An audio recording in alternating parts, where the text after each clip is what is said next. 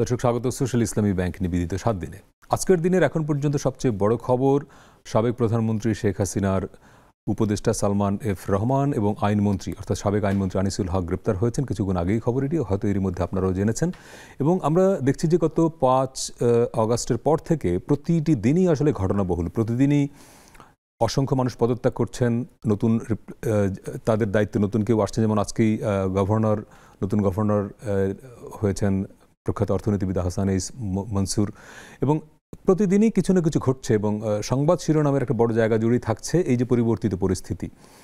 এবং এই সময়ে আমরা কয়েকটি বিষয়ে একটু ফোকাস করতে চাই। যেমন যে সরকার অর্থাৎ 17 সদস্যের যে উপদেষ্টা পরিষদ গঠিত হলো ডক্টর মোহাম্মদ ইউনূসের নেতৃত্বে, এর সাংবিধানিক ভিত্তি নিয়ে প্রশ্ন উঠেছিল, যদিও আপিল বিভাগ বলেছেন যে দুর্যোগপূর্ণ সময়ে এরকম সরকার গঠন করা যেতেই পারে, সেখানে সংবিধান কোনো বাধা নয়।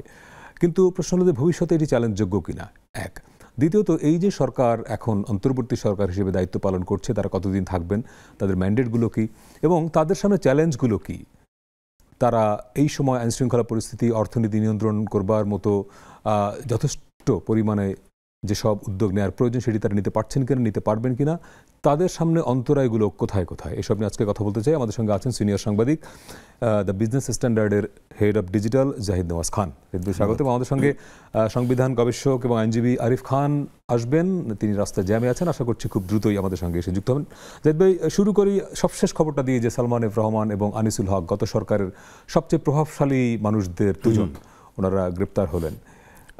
এটির গ্রেপ্তার আমরা এখনো বলতে পারছি না, সংবাদপত্রগুলো গ্রেপ্তার বলছে যে আটক, মানে ফাইন, মানে গ্রেপ্তার হলে হয়তো গ্রেপ্তার দেখানো হবে, কোনো হবে সেটাই। এবং গ্রেপ্তার দেখাতে হলে তো ইন 24 আওয়ার্স টাইম তাদেরকে আদালতে প্রডিউস করার বিষয় আছে, রাইট? যেটা আপনি বলছিলেন যে এটা এই মুহূর্তে সবচেয়ে বড় সংবাদ। ইনফ্যাক্ট আমি আসার পথে রাস্তায় বসেই শুনলাম না, মানে এটাকে জানা, ক্রস চেক করা, কনফার্ম করা, যেন নিউজটা দ্রুত পাবলিশ হয় সেটার ব্যবস্থা করা, হ্যাঁ, এসব কিছু করতে হয়েছে। বাট এটাও একটা বিষয়, আপনি যেটা বলছিলেন যে আমাদের আরেকজন অতিথি আরিফ খান এখনও পৌঁছাতে পারেননি, ঢাকা শহরে সেই বিখ্যাত বা কুখ্যাত জ্যামে পড়ে আছেন। ইট ইন্ডিকেটস যে আমরা এক সপ্তাহ আগের সময়ের চেয়ে কিন্তু অনেকটাই নর্মাল সময়ে এসেছি। এক সপ্তাহ আগে, 2-3 দিন আগে পর্যন্ত মানুষ খুব জরুরি প্রয়োজন ছাড়া বের হতো না বা হতে পারতো না। এবং সেরকম সবচেয়ে একটা বড় বিষয় হচ্ছে যে আপনার পুলিশ বাহিনী ছিল না। সো পুলিশ বাহিনী না থাকাতে একটা সেন্স অফ যে ইনসিকিউরিটি, যদিও আমাদের ছাত্ররা এখনো রাস্তায় দলে দলে রাস্তায় ছিল। এবং আমি হ্যাঁ, একটা বিষয় ছিল এরকম যে তারা একই সঙ্গে কিন্তু আমাদেরকে যে ট্রাফিক ম্যানেজমেন্ট করছিল, আবার একটা সেন্স অফ সিকিউরিটি কিন্তু দিচ্ছিল, যে আপনি যখন আইন শৃঙ্খলা বাহিনী রাস্তায় নেই তখন every time you will feel insecure, বা সেই ফিলিংটা ছিল না। তারপরও যখন গতকাল পুলিশ বাহিনী নামলো, মানুষের মধ্যে কিন্তু একটা সেই সিকিউরিটি, সেন্স অফ সিকিউরিটি আবার ব্যাক করেছে। যেটা আপনি প্রসঙ্গে বলছিলেন যে সালমান এফ রহমান এবং আনিসুল হক, গত সরকারের সবাই আমরা দেখেছি যে তাদের উপস্থিতি কিন্তু খুব বেশি ছিল। যেরকম অনেক মন্ত্রী থাকেন, সবাই বা অনেক উপদেষ্টা সবাই তো ভোকাল থাকেন না, যেরকম অর্থনীতি বিষয়ক উপদেষ্টা ছিলেন মশিউর রহমান, হ্যাঁ, খুবই কম দেখেছি আমরা, এবং লোকজন যে তার চেহারাটা কিরকম এটাও কিন্তু আমরা তো সাংবাদিকরা জানি, কিন্তু বাইরের খুব বেশি লোক কিন্তু তাকে দেখেননি বা চেনেন না। সো বাট এই দুজন ছিলেন। একই সঙ্গে আনিসুল হক সাহেব তো হি ইজ অ্যান অরেটর অলসো, যে আপনি আইনজীবী, সিরাজুল হক সাহেবের ছেলে। ওনার অনেকগুলো ঐতিহাসিক মামলা পরিচালনা করার অভিজ্ঞতা ছিল। এবং সেই প্রেক্ষিতে আমরা দেখেছিলাম যে কোটা সংস্কার আন্দোলন যখন একটা পর্যায়ে আসলো, তখন কিন্তু আসলে তাকেই এক ধরনের দায়িত্ব দেওয়া হয়েছিল, এটাকে শুধুমাত্র আইনগত বিষয় না, তাদের সঙ্গে কথাবার্তা বলা এবং সেই বিষয়টাকে একটা সুরাহা করা। শেষ দিকে সরকারের মুখপত্রের ভূমিকাটা পালন করেছেন মতো কথা বলছিলেন। আর সালমান এফ রহমান, উনি শুধু আছি না বা এই সরকারের সময় না, উনি মানে আমি যখন থেকে মোটামুটি বুঝতে শিখেছি তখন থেকেই বেক্সিমকো এবং সালমান এফ রহমানের নাম আমরা জানি। হ্যাঁ, সেটা কখনো পজিটিভ বিষয়ে, কখনো নেগেটিভ বিষয়ে, বা অল থ্রু উনি আলোচনায় ছিলেন। তো সেই প্রেক্ষিতে এখন যখন যে আন্দোলনকারীরা, যারা সরকারের বিরুদ্ধে গণ অভ্যুত্থান ঘটিয়েছে, সেই আন্দোলনকারীরা নিশ্চয়ই এরকম একটা দাবি ছিল যে বিদায়ী সরকারের যারা প্রভাবশালী মন্ত্রী মিনিস্টার ছিলেন, তারা ওদের বিষয়ে এখন এসছে দুটো।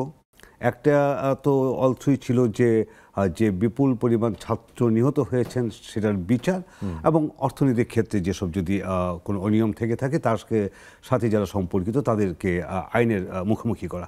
সেক্ষেত্রে নিশ্চয়ই আমার ধারণা যে আন্দোলনকারীরা খুব খুশি যে যে তাদের চাওয়া মতো অন্তত দুজনকে তারা এই মুহূর্তে দেখতে পাচ্ছে। যে বাট ইনফ্যাক্ট 5ই আগস্টের পর আমরা শুধু জানি যে সাবেক প্রধানমন্ত্রী শেখ হাসিনা উনি ভারতে চলে গেছেন, তার বাইরে কিন্তু আমরা ওইভাবে আসলে কে কোথায় আছে খুব বেশি আমরা জানি না। আমরা যেটা পেয়েছি যে অনেকেই সেনা মানে ক্যান্টনমেন্টে আছেন সেনাবাহিনীর তত্ত্বাবধানে, যাদেরকে প্রয়োজনে মামলা হলে যদি পুলিশ চায় হয়তো গ্রেপ্তার দেখাতে পারে। এবং আপনি দেখবেন যে ওই সময় কেউ কেউ বিমানবন্দরেও গিয়েছেন, অনেকে পালাতে চেয়েছেন, কেউ কেউ পালিয়ে গেছেন, অনেকে পালাতে পারেন। মানে যখন পট পরিবর্তন ঘটে গেল তখন আপনি পালাতে চেয়েছেন, এটা খুব বেশি বলা যাবে না। আসলে ওনারা নিরাপত্তা হেফাজতে যেতে চেয়েছেন, এটা আমার ধারণা। আচ্ছা, যে আপনি যদি বাইরে থাকেন তাহলে এক ধরনের ইনসিকিউরিটির মধ্যে ছিল, কারণ অনেকের বাড়িঘর আক্রান্ত হয়েছে। সো ওনারা হয়তো মনে করেছেন যে সহজ ওই মুহূর্তে, যেহেতু আইন শৃঙ্খলা বাহিনী শুধুমাত্র বিমানবন্দরেই সক্রিয় ছিল, যে বিমানবন্দরে যদি আমি যে পৌঁছাতে পারি ফাইন, ওনারা যদি পালাতে পারেন তো ওনাদের জন্য 16 আনা, বাট যদি পালাতে না পারেন তাহলে অন্তত সেনা হেফাজতে থাকবে। সেক্ষেত্রে পরে যাই হোক তাৎক্ষণিক যদি পাবলিকের কোনো র্যাট থাকে তাহলে সেটা থেকে তারা হয়তো সেফ থাকবে। রাইট। এবং আপনি একটা কথা বলছিলেন যে ছাত্ররা বা ছাত্র জনতা, শুধু তো ছাত্র না, রাস্তাঘাটে আমরা যাদেরকে দেখি তার মধ্যে স্থানীয় পর্যায়ে সাধারণ মানুষও অনেককে আমরা দেখছি। এবং এই যে 7টা দিন, 5 তারিখ থেকে গতকালকে পর্যন্ত, মানে পুরো একটা সপ্তাহ কার্যত কিন্তু পুলিশ ওইভাবে ছিল না। এবং পৃথিবীর যে কোনো দেশেই একটি স্বাধীন রাষ্ট্রে কিন্তু এটি খুব আনইউজুয়াল একটা ঘটনা যে রাষ্ট্রের সবচেয়ে বড় আইন শৃঙ্খলা বাহিনী ওই অর্থে ফাংশন করে নাই, কিন্তু তারপরেও কিন্তু ম্যাসিভ কিছু হয়ে গেছে। বা মেসিভ কিছু হয়ে যায়নি সেটাও না, 5 তারিখে তো মেসিভ কিছু হয়েছে, পরে বলছি যখন পুলিশ কার্যত ছিল না, যে আপনি রিপারকেশন যেটা সেটা 5 তারিখে। বাট আপনি সত্যি বলছেন যে তারপরে, এবং সেটাই ক্ষেত্রে এই ছাত্র আন্দোলন যারা করেছেন তাদের একটা বড় ভূমিকা ছিল, যে তারা শুধুমাত্র শিক্ষা প্রতিষ্ঠান তো তারা মানে তাদের অবস্থানের জায়গা ছিল, কিন্তু তারা ঢাকাতে এবং ঢাকার বাইরে বিভিন্ন পাড়া মহল্লাতে, আমি দেখেছি আমার মহল্লাতে মাইকিং করছে। তো ওই যখন হঠাৎ করে ডাকাতদের আগমন ঘটলো, হ্যাঁ, আমি মানে কেউ কেউ বলছে যে সারাদিনে রাস্তায় ট্রাফিক কন্ট্রোল করি, রাতে ডাকাত পাহারা দেই রাতে। হ্যাঁ, আবার এটা নিয়ে অনেক মানে মজার বিষয় আমরা দেখেছি যে মোহাম্মদপুর এলাকাতে আপনি নিশ্চয়ই সোশ্যাল মিডিয়াতে দেখেছেন, মানে পরিচয় হয়েছে, বিয়ে হয়ে গেছে, গান বাজনা করছে, হ্যাঁ, হইচই করছে। আমি দেখলাম যে একটা জায়গাতে একদিকে বাচ্চারা ক্রিকেট খেলছে, একদিকে গান বাজনা করছে, একদিকে রান্না হচ্ছে, পিকনিক মুড ছিল। বাট আসলে সবই কিন্তু যেটা হলো যে নিশ্চয়ই আপনি আমি বা আমরা সবাই এক ধরনের, যখন ফেসবুকে ভেসে গেল এই এলাকায় ডাকাত, ওই এলাকায় ডাকাত, ওই এলাকায় ডাকাত, মনে হচ্ছিল যে এলাকায় ডাকাত যায়নি ওনারা একটু তাহলে কি বঞ্চিত হচ্ছে যে আমার এলাকায় ডাকাত আসেনি। বাট ট্রু যেটা আপনি বলছিলেন যে পুলিশ বাহিনী না থাকার পরও, মানে আমরা নিশ্চয়ই চাই না, বাট একটা আশঙ্কার জায়গা তো ছিলই যে আসলে কি হয়। বাট সেক্ষেত্রে মানুষ নিজেরা সচেতন ছিল, রাইট। এবং যে মানুষের যে আকাঙ্ক্ষা থেকে যদি এই পরিবর্তন ঘটে থাকে তো মানুষ সেটাকে ওন করেছেন, সেই ওন করার জায়গা থেকে তারা এক ধরনের নিজেদের এলাকার সেফটি সিকিউরিটির মধ্যে ছিলেন। আর যেটা আপনি একটু বেশি খেয়াল করবেন যে গত 7 দিনে সবারই একটা চাওয়া ছিল যে কখন পুলিশ বাহিনী অ্যাক্টিভ হয়। হ্যাঁ, এবং আপনি মিডিয়া তো দেখেন, মিডিয়া কিন্তু সাধারণত, আমি বলছি না যে উইচ হান্টিং, বাট মিডিয়া কিন্তু প্রচুর নিউজ আছে যেটা পুলিশ বাহিনী সম্পর্কে মিডিয়া করতে পারে। বাট এই মুহূর্তে কিন্তু আপনি খুব খেয়াল করে দেখবেন যে বড় মিডিয়াগুলো কিন্তু ওই জায়গাতে যায়নি। মানে হয়তো একটা অংশ তো অবশ্যই দলীয় বাহিনীর মতো কাজ করেছে এবং মানে আপনি যদি 5 তারিখের যাত্রাবাড়ির ভিজুয়াল আপনি দেখেন, ইউ ক্যানট বিলিভ ইট। মানে একটা রাষ্ট্রের বাহিনী যার জনগণের ট্যাক্সের পয়সা বেতন হয়, সে যেভাবে গুলি করেছে, এগুলো তো এখন আর গোপন করার কিছু নাই। But still mainstream media এগুলো কিছুটা হাইড করেছে। এই জন্যই যে আসলে পুলিশের মধ্যেও মিডিয়া একটা মেসেজ দিতে চেয়েছিল যে তুমি যে হয়তো কিছু কাজ তুমি করেছো আদেশ পেয়ে, বাট মোরললেস তো বাংলাদেশের তো পুলিশ বাহিনী সবাই যে সবাই নিশ্চয়ই খারাপ না, সবাই যে গুলি করেছে তা না। পুলিশ বাহিনীর তরফেও তো বলাই হয়েছে যে তারা উপরের নির্দেশে কাজগুলো করেছেন, এবং সেই জন্য সবার একটা চাওয়া ছিল যে পুলিশ বাহিনী দ্রুত ফিরে আসুক এবং পুলিশ বাহিনী তাদের ইনিশিয়ালি কিছু দাবি দেওয়ার জায়গা ছিল, কিছু আবেগের জায়গা ছিল। আমরা দেখেছি যে রাজারবাগে একদিকে তাদের সহকর্মীদের লাশও আছে, সেখানে তারা আইজিপির সঙ্গে স্বরাষ্ট্র উপদেষ্টার সঙ্গে হট্টগোল হয়েছে, কথা বলছে। এবং মানে নতুন যে ম্যানেজমেন্ট, সেটা they could make them understand যে আসলে whatever action will be taken in future, সেটা হচ্ছে only for the responsible persons. But police as a force, যেটা আমরা বলি যে পুলিশ জনগণের বন্ধু, হ্যাঁ, তো জনগণের বন্ধু আমি এতটা আশা না করলেও পুলিশ জনগণের সাথে আছে, এই মেসেজটা যে তারা দেওয়ার চেষ্টা করেছে এবং পুলিশ বাহিনীকে কনভিন্স করতে পেরেছে। এখনো হয়তো সবাই জয়েন করেনি, কেউ কেউ হয়তো করবে। 15 তারিখ পর্যন্ত আলটিমেটাম দিয়েছেন স্বরাষ্ট্র উপদেষ্টা, থার্সডে পর্যন্ত, 15 আগস্ট পর্যন্ত। উনি বলেছেন যে যদি এর মধ্যে যারা জয়েন করবেন না, ওনারা ধরে নেবেন যে তারা চাকরি করতে ইচ্ছুক নন।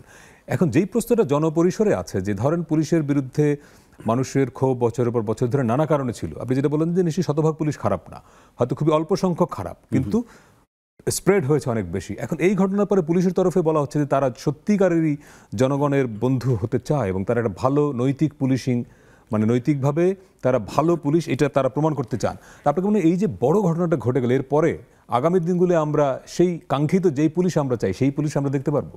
ওকে, আমরা যখন এখানে কথা বলছি, আমরা যদি গত 16 তারিখ থেকে আজকের হচ্ছে 13ই আগস্ট, প্রায় 1 মাস, এর মাঝখানে যে ঘটনাগুলো ঘটেছে, যে শত শত ছেলে নিহত হয়েছে, বাচ্চা নিহত হয়েছে, সো এটা যখন আমরা ভাবি, এটা কিন্তু আমাদেরকে এক ধরনের, আমি বলবো যে যেভাবে হত্যা করা হয়েছে সেটা এক ধরনের উন্মাদগ্রস্ততা ছিল। আবার এটা যখন আমাদেরকে, আমার মনে আছে 2009 সালে বিডিআর যে ঘটনা ঘটেছিল, তখন তো ঘটনা যেটা প্রথম 2-3 দিন আমরা নিউজ করলাম, আমি অ্যাজ এ জার্নালিস্ট বলছি। তারপর যখন আমরা ইন্ডিভিজুয়াল স্টোরি করতে গেলাম যে অমুক মেজর, অমুক লেফটেন্যান্ট কর্নেল, যখন লাশগুলো বের হতে থাকলো, এবং আমরা যখন তার ফ্যামিলি নিয়ে স্টোরি করতে থাকলাম, আমি আই কুড রিমেম্বার যে every time I went through a script I cried. Right. একইভাবে এখন যখন আমরা ওই সময়কে যে সময়টা গিয়েছে, ওই সময় আমরা তো তুমুল ব্যস্ততার মধ্যে এসব সংবাদ কভার করেছি, এবং death figure 20 I was surprise, 66, এটা মানে আই কুডন্ট বিলিভ যে আমি আমাদের পত্রিকায় আমি লেখাও লিখেছি, 90-এর গণ-অভ্যুত্থানে আই ওয়াজ এ পার্টিসিপেন্ট। পুরো এরশাদ বিরোধী আন্দোলনে এত মানুষ মারা যায়নি 8 বছরে। সো এক ধরনের শোকগ্রস্ততা এখনও আমাদের মধ্যে আছে। আবার একই সঙ্গে মানুষের যে আকাঙ্ক্ষার জায়গা ছিল, সেখানে একটা পরিবর্তন ঘটেছে। সো এই শোকগ্রস্ততার মধ্যে হয়তো এক ধরনের, আমি বলবো না যে এটা স্বস্তি, বাট এক মানুষের আকাঙ্ক্ষা যদি বাস্তবায়ন ঘটে, সেটাকে তো আমাকে আপনাকে সম্মান জানাতেই হবে। আবার একই সঙ্গে আমাকে এটাও, যে প্রসঙ্গে আপনি প্রশ্ন করেছিলেন, আমি আসছি, যে আমি গত 15 দিনে I didn't receive any phone call যে এই নিউজ দেওয়া যাবে, এই নিউজ দেওয়া যাবে না। এবং এই ফোন তো আপনারা অসংখ্যবার পেয়েছেন। এটা তো মানে আমাদের সকাল থেকে মানে ঘুমানো পর্যন্ত, সামটাইমস ইন দ্য ঘুমের মধ্যে হয়তো যে হ্যাঁ আমাদেরকে বিভিন্ন রকম ফোন পেতে হয়েছে, এটা কেন দিলেন, ওটা দিলেন কেন। বাট আমি বলছি যে আমার মিডিয়ার জায়গা থেকে আমি একটা সম্ভাবনা জায়গা দেখতে পাচ্ছি, যে আমরা হয়তো যদি এই প্র্যাকটিসটাকে কন্টিনিউ করতে পারি, যদি আমাদের সংস্কারটা ইন অ্যান্ড আউট, আমার মধ্যে এবং বাইরে, যদি সেরকম একটা সংস্কারের মতো ঘটে, তাহলে হয়তো আমরা যেটা বলি ফোর্থ স্টেট, যেটা তার রিয়েল, আজকে যেটা আপনি একটু বলছিলেন যে ফোর্থ স্টেট যদি ঠিকমতো কাজ করতো, তাহলে হয়তো আজকে ঘটনার প্রবাহ এতদূর আসতোই তো না। সাংবাদিকরা অন্তত গণমাধ্যমের মূল কাজ প্রশ্ন করা, প্রশ্নটা করলে তো এই পরিস্থিতি হয় না। সেটাই তো। একইভাবে পুলিশ বাহিনীর যে বিষয়টা আসছে, এখানেও কিন্তু সব নীতির মধ্যে একটা ইতিবাচক সম্ভাবনার জায়গা থাকে। আমাদের একটা প্রচণ্ড রক্তাক্ত অধ্যায় গিয়েছে, আমাদের পুলিশ বাহিনী নিয়ে প্রচুর কথাবার্তা হচ্ছে এবং হতে থাকবে, এদের অনেককে হয়তো বিচারের মুখোমুখি হতে হবে, কিন্তু এর মধ্যে যে সম্ভাবনার জায়গাটা ক্রিয়েট হচ্ছে, সেটা হচ্ছে যে এই পুলিশ বাহিনীকে রিয়েলি একটা প্রো পিপল পুলিশ বাহিনী হিসেবে গড়ে তোলা। মানে সেটি শেষ পর্যন্ত হবে কিনা সেটা অনেক বড় তর্ক। সেটা হতে পারে যে আইন পুলিশ কমিশন যেটা কমিশন হবে। রাইট, একটা বিরতি আসছে দর্শক। আমরা আজকে কথা বলছি নতুন সরকারের চ্যালেঞ্জ এবং এই যে অন্তর্বর্তী সরকার, সেটির সাংবিধানিক ভিত্তি নিয়ে। আমাদের আরেকজন অতিথি সংবিধান গবেষক আইনজীবী আরিফ খান চলে এসেছেন। আমরা বিরতির পরে তার সঙ্গে কথা বলবো, ফিরছে একটু পরে, সঙ্গে থাকবেন।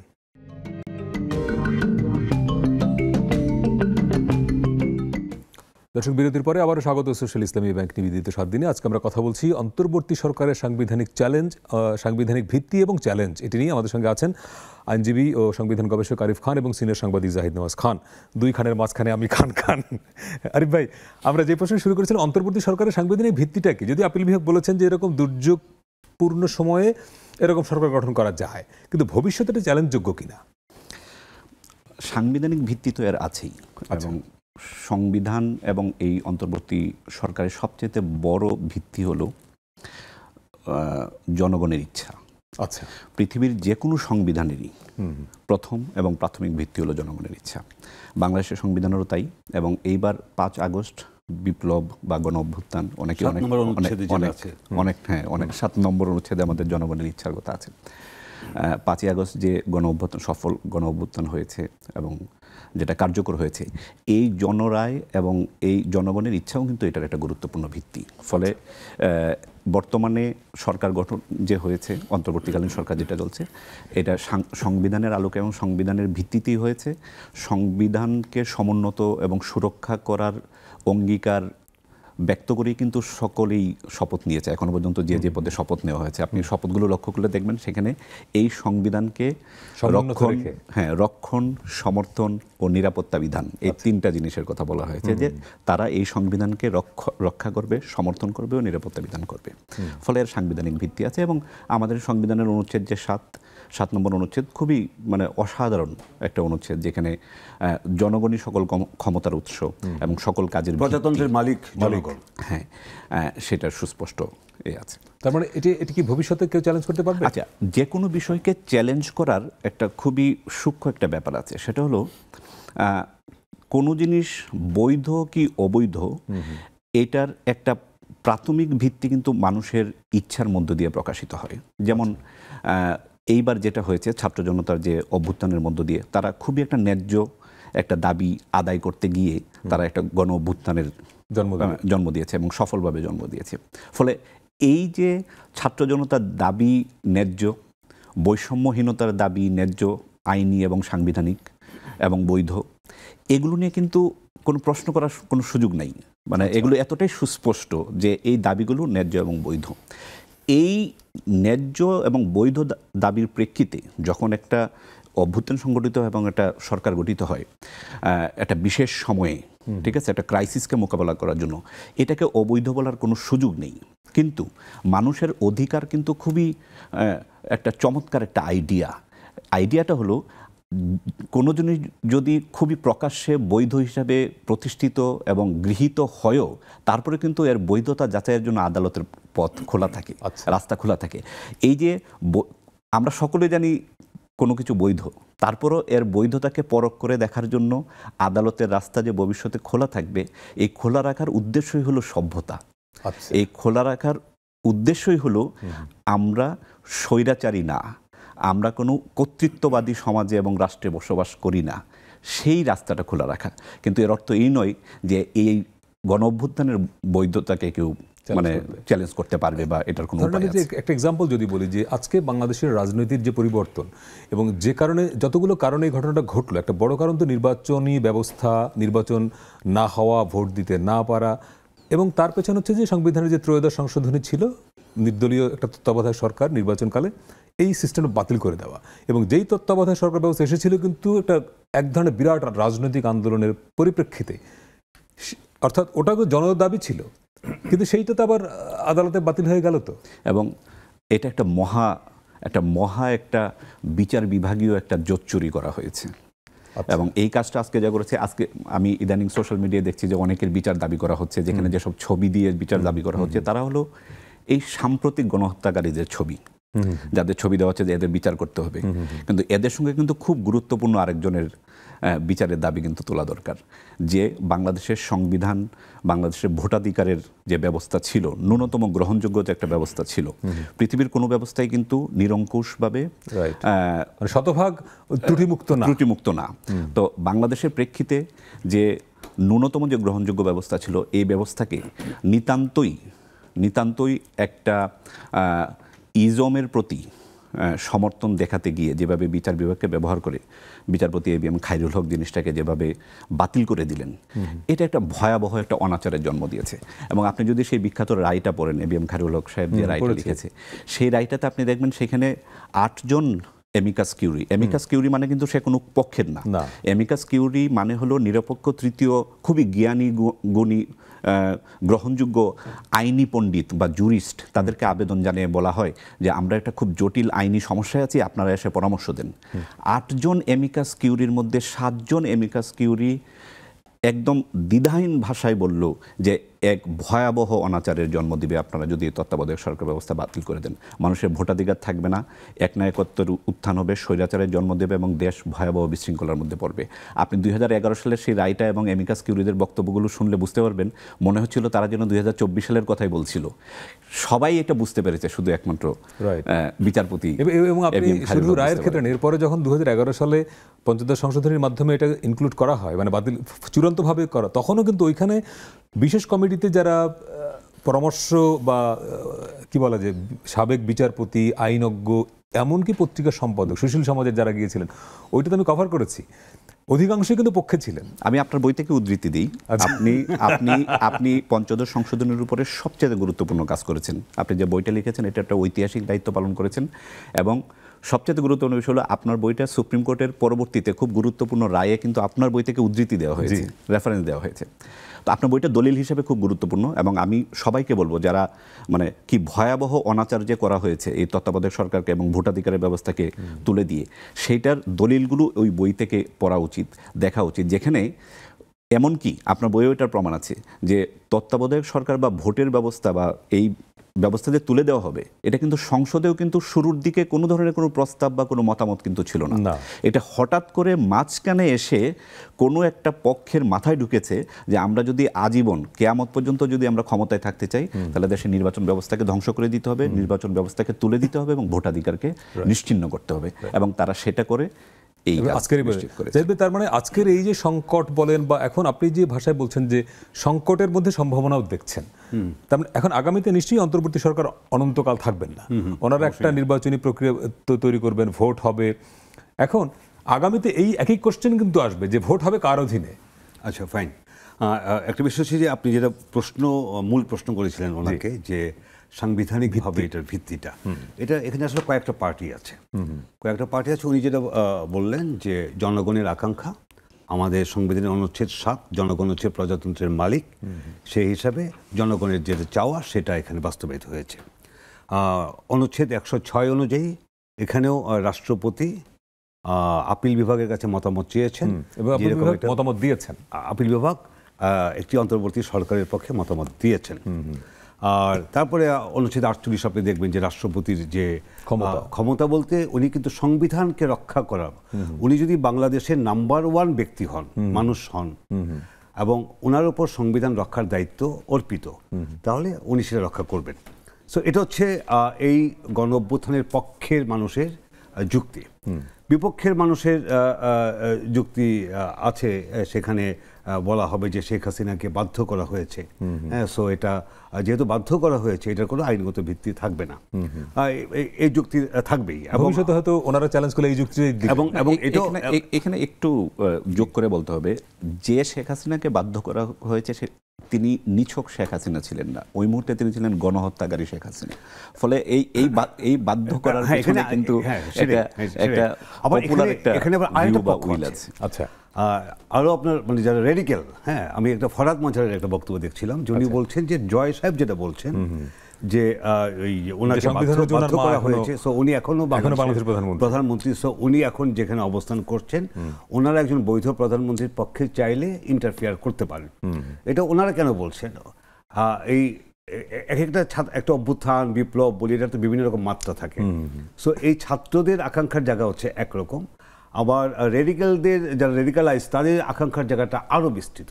তারা মানে এটা বোঝাতে চাচ্ছে যে এই সংবিধান যদি তুমি রেখে দাও, তাহলে তোমার সংবিধান রাখার পক্ষে না, তারা বলছে যে বিপ্লবী সরকার যেহেতু, বিপ্লবী সরকারের তো সংবিধান থাকে না, নতুন সংবিধান। সো এরকম মানে 3টা পার্টি আছে। আর যেটা হলো যে বাংলাদেশের অতীতে পঞ্চম সংশোধনী এবং অষ্টম সংশোধনী চ্যালেঞ্জ হয়েছে, বাতিল হয়েছে। সো বাট সেটার ওইভাবে কোনো কার্যকারিতা থাকে নাই। কিন্তু এটারও আপনি আমার চেয়ে অনেক ভালো চিনবেন, জানবেন যারা এই রায়গুলো দিয়েছেন সেখানে আবার কোনো ধরনের মোটিভেশন কাজ করেছে কিনা। তো এন্ড অফ দ্য ডেতে হচ্ছে যে আপনি যেটা মূল জায়গায় আসছিলেন যে এটার শুরুটা ছিল ওইটা, যে এখানে যেরকম কোটা আন্দোলন দিয়ে শুরু হয়েছিল, এটা কালমিনেট করেছে সরকারের পতনের এক দফা দাবিতে। এবং সরকারের পতন কেন? যাতে মানুষ তার ভোটাধিকার প্রয়োগ করে একটি নতুন সরকার গঠন করতে পারে। তো সেক্ষেত্রে আমরা যদি বলি রুট কজ লাইজ দেয়ার। এখন আমি মানে বাংলাদেশের মহামান্য প্রধান বিচারপতি সম্পর্কে মন্তব্য করার মতো ক্ষমতা বা ক্যাপাসিটি কোনোটাই আমার নেই, বাট আমি একজন সাধারণ নাগরিক হিসাবে আমি যেটা দেখি যে ওই রায়ের কারণে বাংলাদেশে আজকের এই অবস্থা এসেছে। নির্বাচনী ব্যবস্থা আমাদের যেটা এসেছিল যে কেয়ারটেকার যে সিস্টেম, এটা তো মানে এক ধরনের মানে ডিক্লেয়ার যে আমরা অসভ্য, আমরা একটি নির্বাচন করতে পারি না, আমরা ক্ষমতায় থাকলে আমাদের পক্ষেই আমরা ভোট নিব। সো আমরা এমন একটা সিস্টেম করি যে নির্বাচন সারা 5 বছর আমরা রাষ্ট্র চালাবো, নির্বাচন করার মতো সভ্যতা আমরা অর্জন করি না। সো আমাদের একটা কেয়ারটেকার সিস্টেম লাগবে। এবং সেই কেয়ারটেকার সিস্টেম আমি মানে আই কুড রিমেম্বার, আমি যখন ইয়াং বয়স, হ্যাঁ, যে যখন 96 সালে এটা হলো, যখন বিদেশি বন্ধুদের সঙ্গে খুব গর্বের সাথে বলতাম, ওরা আমাদের দিকে বিস্ময়ের সঙ্গে তাকিয়ে থাকতো যে তোমার একটা সরকার কি একটা নির্বাচন করতে পারে না, ফ্রি ফেয়ার, বাট যাই হোক আসলে পারে না, মানে এটাই ছিল বাস্তবতা। এখন আমরা সেই সভ্য না হওয়া পর্যন্ত যারা মতামত দিয়েছেন তাদের প্রত্যেকের একই যুক্তি ছিল যে যতক্ষণ পর্যন্ত আপনার সমস্ত রাজনৈতিক দলের মধ্যে একটা সহনশীলতা বা শ্রদ্ধাবোধ তৈরি না হয়, ততক্ষণ পর্যন্ত একটা থার্ড পার্টি লাগবে, না হলে তো ভোটটা ঠিক মতো হচ্ছে না। আরেকটা বিরতি আসছে দর্শক, আরেকটা বিরতির সময় হলে ফিরছে একটু পরেই, সঙ্গে থাকবেন।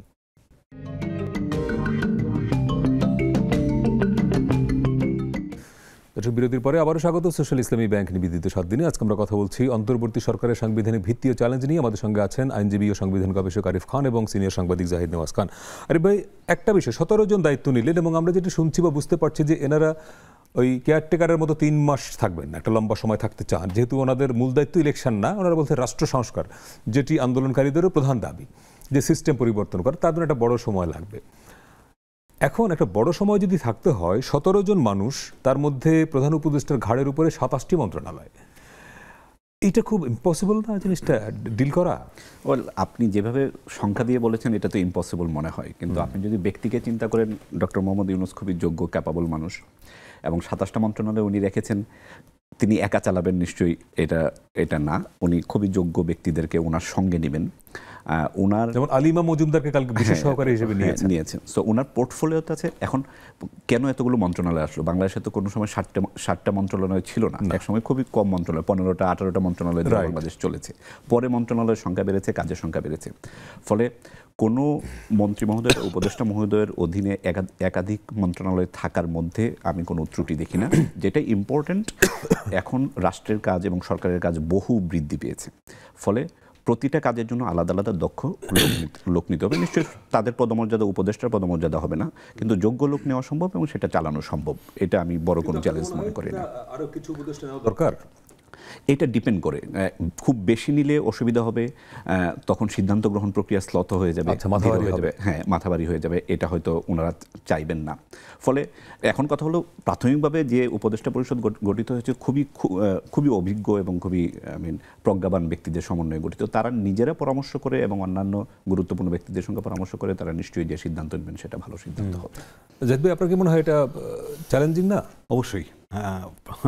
প্রথমত হচ্ছে যে মানে ইট সাউন্ডস লাইক অদ্ভুত যে someone holding 26 or 27 ministries, but still এটা তো আজকে মাত্র 4 দিনের বিষয়। সো আমরা অলরেডি দেখেছি গতকাল আলী ইমাম মজুমদার খুবই দক্ষ আমলা ছিলেন, ওনাকে বিশেষ সহকারী হিসেবে আমার ধারণা ওনাকে হয়তো জনপ্রশাসনের দায়িত্বটা দেওয়া হবে, তাই না? তাও মনে হয় যে এখানেও ওনার আন্ডারে যেসব মিনিস্ট্রি আছে এখন, আমার মনে হচ্ছে আইদার এখানে উপদেষ্টা আরো কিছু বাড়ানো হবে এবং কিছু বিশেষ সহকারী নেওয়া হবে, যারা হয়তো উপদেষ্টার মর্যাদা হবেন, বা মানে এখন তার প্রতিমন্ত্রী বলা যাবে না, বাট সেক্ষেত্রে সেরকম লোকদেরকে নিশ্চয়ই খুঁজে বের করবেন। এবং যেটা আপনি বলছিলেন যে এটা তো কেয়ারটেকার গভর্নমেন্ট না। না, আমাদের যেটা সাংবিধানিক কেয়ারটেকার গভর্নমেন্ট ছিল, যে তাদের কাজ ছিল যে একটা 90 দিনের মধ্যে নির্বাচন করে দেওয়া, বিদায় নেবে 90 দিনের মধ্যে একটা শুধুমাত্র নির্বাচন অনুষ্ঠান করবে এবং কিছু রুটিন ওয়ার্ক করবে। তো সেক্ষেত্রে 10 জন উপদেষ্টা যদি একজন 5টা করে মিনিস্ট্রি নিয়ে থাকতেন অসুবিধা হতো না। বেসিক্যালি কাজ ছিল ফাইন্যান্সের, হোমের, আইন শৃঙ্খলা, ল, রাইট, এই তো কয়েকটা কাজ ছিল। তো এখনো যেরকম যে বিষয়গুলো হচ্ছে যে একইভাবে বড় গুরুত্বপূর্ণ জায়গা এগুলোই। সবচেয়ে 1 নম্বর প্রায়োরিটি জায়গা হচ্ছে বা মানে আপনি চ্যালেঞ্জের জায়গা হচ্ছে শৃঙ্খলা, অর্থনীতি। আচ্ছা, অর্থনীতি, আইন শৃঙ্খলা তো এটা আমরা ধরে নিচ্ছি যে আজকে কালকে পরশু এরকম হয়তো উন্নতি হবে, ইন 2 weeks টাইম একটা সিচুয়েশন আসবে। এবং যেটা আমাদের আগের আলোচনাতে আমরা বলছিলাম যে যখন এই ছাত্রগণ অভ্যুত্থান ঘটেছিল, শ্রীলঙ্কাতে কিন্তু আপনার হয়নি যে এই এরকম কেয়ারটেকার গভর্নমেন্ট বা অন্তর্বর্তী সরকার গঠন করতে হয়নি, সংসদ থেকে তারা নিয়েছিল। সেটা নিয়ে অনেক কারণ তাদের সংসদটা ছিল তো, এবং এর মানে হচ্ছে তার অন্য প্রতিষ্ঠানগুলো কাজ করছিল। আর বাংলাদেশের প্রেক্ষাপটে বাংলাদেশ সেনা মানে সশস্ত্র বাহিনী ছাড়া ওই মুহূর্তে কোনো প্রতিষ্ঠান আগস্টের প্রথম সপ্তাহে 5 তারিখের আগে কোনো প্রতিষ্ঠান কাজ করছিল না। এবং আগস্টের 5 তারিখের পরও এইসব প্রতিষ্ঠানকে আবার প্রতিষ্ঠান হিসাবে কাজ করাতে শুরু করাটা, এটা হচ্ছে অন্যতম আরেকটা চ্যালেঞ্জ হবে। যে আপনি বলছেন যে ফাইন, আমার পুলিশকে আমি হয়তো কাজ করাতে পারবো, আমার ফাইন্যান্সের জায়গা আছে, তার বাইরেও তো আমাদের প্রচুর এরকম প্রাতিষ্ঠানিক বিষয় আছে।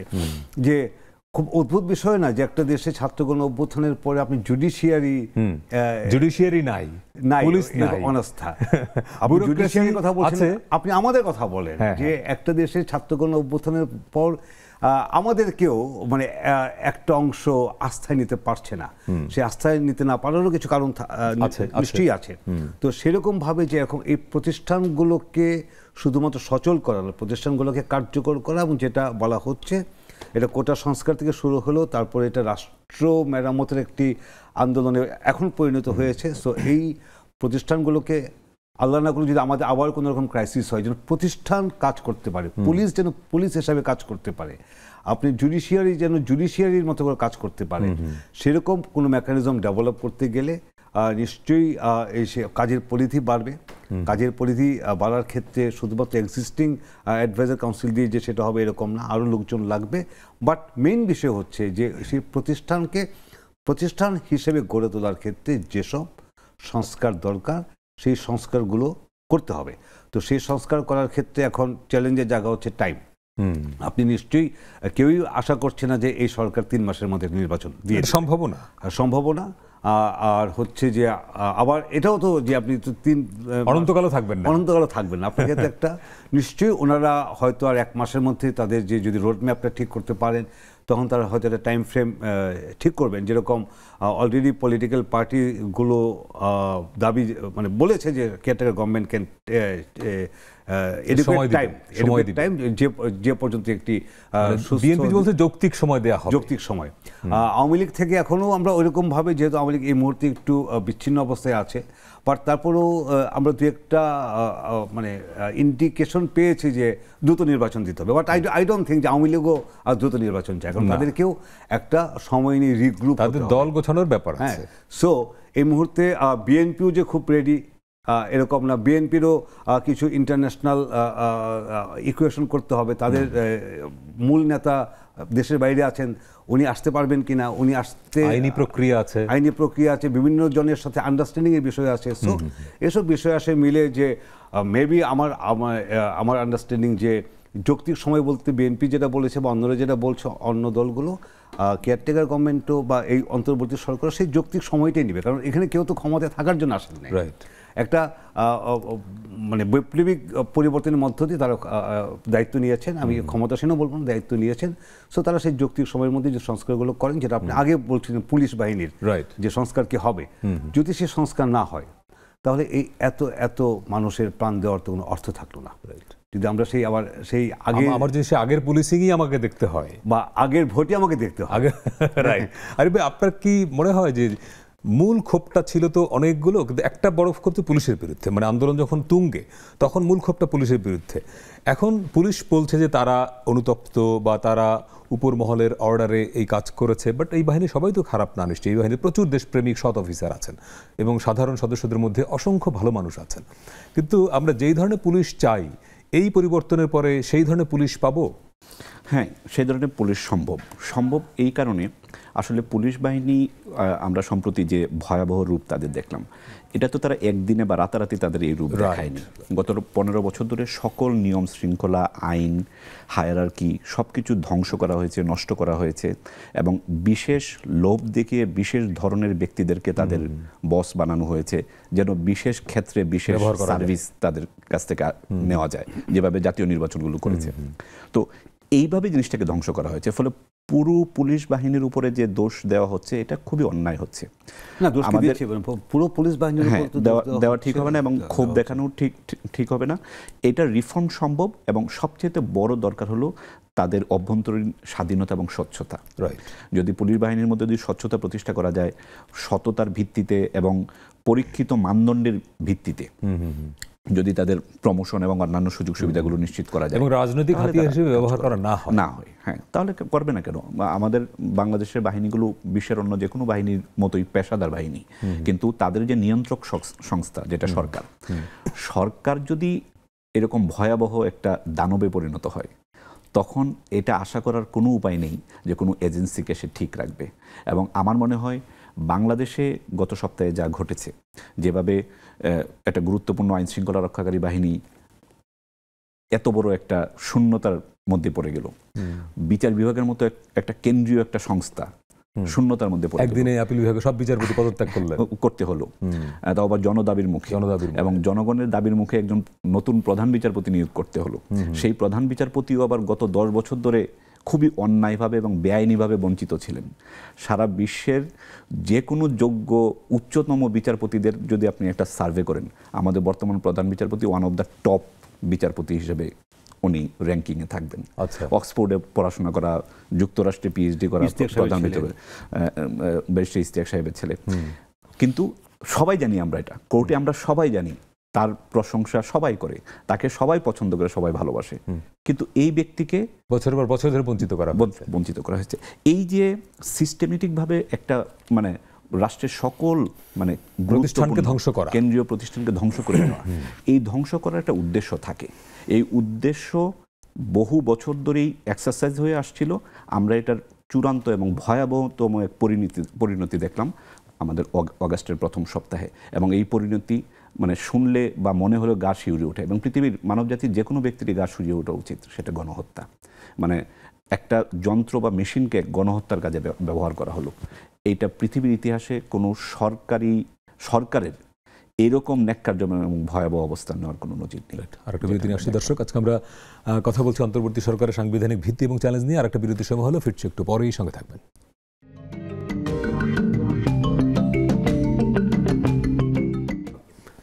দর্শক, বিরতির পরে আবারও স্বাগত সোশ্যাল ইসলামী ব্যাংক নিবেদিত 7 দিনে। আজকে আমরা কথা বলছি অন্তর্বর্তী সরকারের সাংবিধানিক ভিত্তি এবং চ্যালেঞ্জ নিয়ে। আমাদের সঙ্গে আছেন আইনজীবী ও সংবিধান গবেষক আরিফ খান এবং সিনিয়র সাংবাদিক জাহিদ নেওয়াজ খান। জাহিদ ভাই, শেষ পর্যন্ত এই সরকারের সামনে বড় চ্যালেঞ্জ, আপনি একটু টাচ করলেন যে অর্থনীতি, এবং যিনি দায়িত্বপ্রাপ্ত হয়েছেন অর্থ উপদেষ্টা, খুবই যোগ্য মানুষ, বাংলাদেশ ব্যাংকের গভর্নর ছিলেন, এবং গভর্নর অনেকেই ছিলেন, কিন্তু সালেউদ্দিন সাহেব সম্পর্কে ওনার একটা ক্লিন ইমেজ ওনার আছে, কিন্তু ব্যক্তি ভালো, ক্লিন ইমেজ, সৎ অফিসার ছিলেন, এটি দিয়েই কিন্তু একটা রাষ্ট্র অর্থনীতি চালানো যায় না। ফলে এবং এখন যেই সময়টা পার করছি আমরা, একটা ম্যাসাকার হয়েছে, আবার সামনে আপনার কি বলে অনেকগুলো বাজার ঠিক রাখা, খাদ্য শৃঙ্খল ঠিক রাখা, অনেকগুলো চ্যালেঞ্জ তার সামনে আছে। তার মানে এই অর্থনীতি চ্যালেঞ্জের বাইরে আর কি দেখেন? অর্থনীতি চ্যালেঞ্জটা একটা হচ্ছে যে যদি আপনি স্বচ্ছভাবে রাষ্ট্র পরিচালিত হয়, তাহলে তো অর্থনীতির অনেক চ্যালেঞ্জ যেটা আগে ছিল সেগুলো হয়তো ওইভাবে আসবে না বা থাকবে না। যেরকম ওনার কাছে গিয়েছিলেন যে গত মাসে তো মূল্যস্ফীতি অনেক বেড়ে গিয়েছিল, এটা কিন্তু স্যার কমাইতে হবে। তুমি বলছেন না, মূল্যস্ফীতি যেটা ছিল আমরা সেটাই বলবো, এতদিন হয়তো সেটা কমানো হতো, ভুলভাল তথ্য দেওয়া হতো, জিডিপি হয়তো বাড়ানো হতো। সো আপনি যদি এই জায়গাতে স্বচ্ছতা থাকে সেটা সম্ভব। আপনি আরেকটা জায়গায় যেটা আমরা বলছি যে মানে অ্যাপারেন্ট যে আইন শৃঙ্খলা পরিস্থিতি হয়তো দ্রুত উন্নতি হবে, বাট সেখানে আরও একটা বড় চ্যালেঞ্জ রয়ে গেছে, যে অলরেডি আপনি দেখবেন যে আমাদের সংখ্যালঘুদের একটা অংশ কিন্তু বিক্ষোভ করছে যে এখানে বিভিন্ন জায়গাতে 5ই আগস্ট তারপরে আবার কাউন্টার ন্যারেটিভ আছে যে সবগুলোই যে পলিটিক্যাল ইনফ্লুয়েন্সে করছে, সবগুলোই যে হয়েছে এরকমও না, আবার কিছু পলিটিক্যাল ইনফ্লুয়েন্স কোন পার্টি করছে সেটাও সংশয় সন্দেহ আছে। বাট স্টিল এটা তো সত্য যে আপনি যে কোনো আপনি সংখ্যালঘুকে এই মুহূর্তে জিজ্ঞেস করেন তার মধ্যে একটা সেন্স অফ ইনসিকিউরিটি আছে। এটা আপনাকে অবশ্যই পুনরুদ্ধার করতে হবে যেন সে এই সিকিউরিটিটা পায়। নিশ্চয়ই এর আগে যে সরকার ছিল তাদের হোয়াট এভার রিজন তাদের মধ্যে একটা সেন্স অফ সিকিউরিটি ছিল, সো এটাকে আপনাকে রিস্টোর করতে হবে।